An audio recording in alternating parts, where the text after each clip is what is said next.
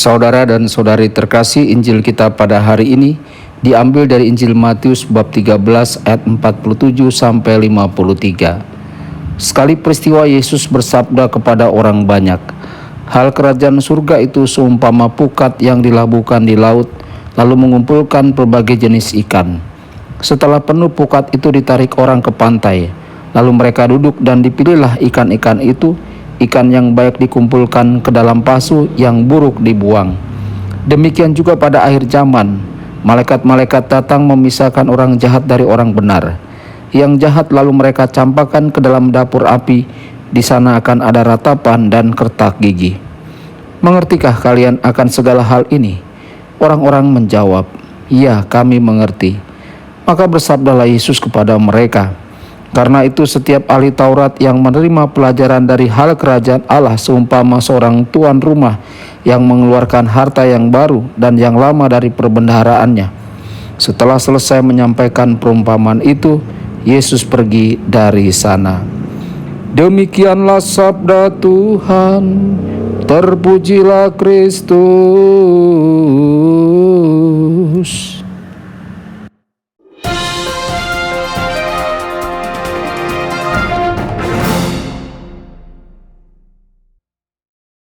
Saudara dan saudari terkasih dimanapun Anda berada, jumpa lagi dengan saya Romo Tedens dalam saluran Warta Kabar Sukacita.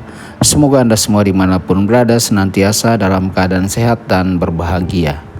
Saudara-saudari, hari ini Yesus menggunakan analogi lain untuk kerajaan surga. Yesus menggunakan contoh dari pengalamannya sebagai nelayan, karena beberapa muridnya juga adalah nelayan. Kemungkinan besar mereka akan memahami pesannya. Dia memberitahu murid-muridnya bahwa kerajaan surga seperti jala yang dibuang ke laut. Secara alami jaring mengumpulkan berbagai jenis ikan. Ketika jaring atau jala sudah penuh, mereka menariknya ke darat. Namun jaring biasanya mengumpulkan banyak ikan. Seringkali jaring juga mengumpulkan berbagai benda lain atau spesies kehidupan laut lainnya yang tidak berguna. Jadi ketika mereka membawa jala ke darat, mereka harus memisahkan apa yang baik dan yang dapat dimakan dari apa yang tidak berguna. Mereka tentu saja membuang apa yang tidak bisa mereka gunakan. Saudara-saudari, Yesus kemudian memberitahu murid-muridnya, para malaikat akan memisahkan orang fasik dari orang adil dan benar. Orang fasik akan dilemparkan ke dalam perapian yang menyala-nyala, dan akan ada banyak ratapan dan kertak gigi. Hari ini adalah hari yang baik untuk bertanya pada diri kita sendiri. Apakah kita termasuk orang yang benar, atau apakah kita termasuk orang yang jahat? Kita mungkin sedikit dari keduanya. Kita dapat berpindah dari satu ujung spektrum ke ujung lainnya, tergantung pada apa yang terjadi dalam hidup kita. Namun ketika kita menjadi sadar bahwa kita berada di ruang yang jahat atau tidak produktif, kita perlu secara sadar memilih untuk bergerak menuju ruang kebenaran. Tuhan Yesus memberkati dan menyertai Anda semua. Sabda Allah adalah kebenaran. Sabda Allah adalah kehidupan.